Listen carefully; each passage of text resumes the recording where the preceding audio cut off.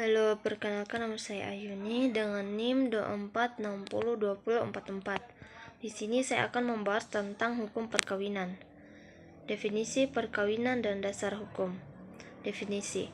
Menurut pasal 1 Undang-Undang Nomor 1 Tahun 1974, perkawinan adalah ikatan lahir batin antara seorang pria dan seorang wanita sebagai suami istri dengan tujuan membentuk keluarga rumah tangga yang bahagia dan kekal berdasarkan ketuhanan yang Maha Esa.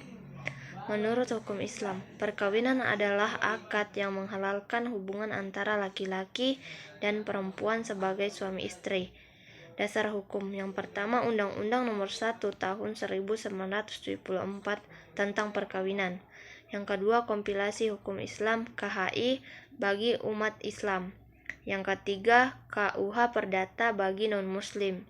Yang keempat peraturan pelaksana lainnya PP Nomor 9 Tahun 1975. Syarat perkawinan. Syarat perkawinan menurut hukum Islam. Yang pertama calon suami dan istri, yang kedua wali nikah, yang ketiga dua saksi, yang keempat ijab dan kabul, yang kelima tidak dalam keadaan ihram. Syarat perkawinan menurut hukum positif. Undang-Undang Nomor 1 Tahun 1974. Yang pertama pasal 6, harus ada persetujuan kedua belah pihak. Yang kedua pasal 7, umur minimal pria 19 tahun, wanita 16 tahun. Amandemen menjadi 19 tahun untuk keduanya. Undang-Undang Nomor 16 Tahun 2019. Yang ketiga, restu orang tua bagi yang belum cukup umur. Larangan perkawinan. Larangan perkawinan menurut hukum Islam. Larangan bersifat mu'abbad selamanya. Yang pertama, mahram, nasab, ibu, saudara, anak. Yang kedua, mahram karena persusuan. Yang ketiga, mahram karena musyaharah besanan. Larangan sementara. Yang pertama, istri orang lain. Yang kedua, dalam masa iddah. Larangan perkawinan. Larangan perkawinan Undang-Undang Nomor 1 Tahun 1974. Yang pertama, perkawinan dalam garis keturunan lurus ke atas atau ke bawah. Yang kedua, perkawinan antara saudara kandung atau seayah atau seibu. Perkawinan yang ketiga, perkawinan antara paman atau bibi dengan keponakan.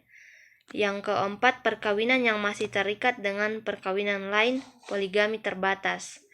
Yang kelima, perkawinan antara dua orang yang beragama berbeda dalam praktik sering tidak dapat dicatat.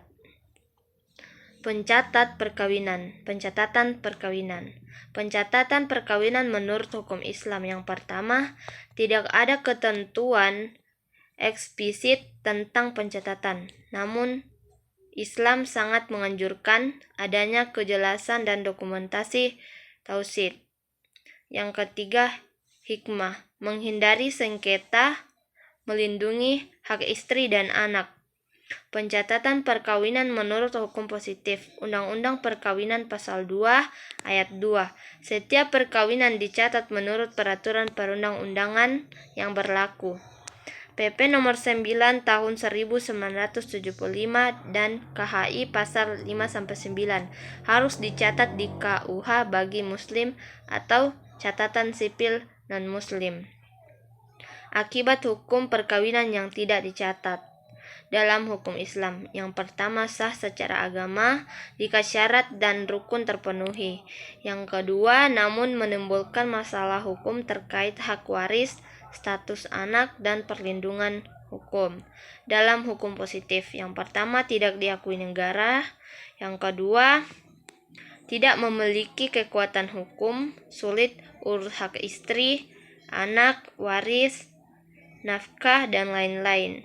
Yang ketiga, bisa dianggap nikah siri. Kesimpulan, baik hukum Islam maupun hukum positif Indonesia, Undang-Undang Perkawinan, dan KHI sama-sama memandang perkawinan sebagai institusi suci yang bertujuan membentuk keluarga yang harmonis dan penuh kasih sayang. Keduanya menetapkan syarat dan larangan perkawinan untuk menjaga kehormatan, ketertiban, serta melindungi hak-hak suami, istri, dan anak. Meskipun dalam hukum Islam perkawinan tetap sah secara agama, meski tanpa pencatatan, hukum positif Indonesia mewajibkan pencatatan sebagai syarat keabsahan hukum. Oleh karena itu, pencatatan perkawinan menjadi sangat penting untuk menjamin perlindungan hukum terhadap seluruh anggota keluarga, mencegah sengketa, dan memastikan status hukum yang jelas.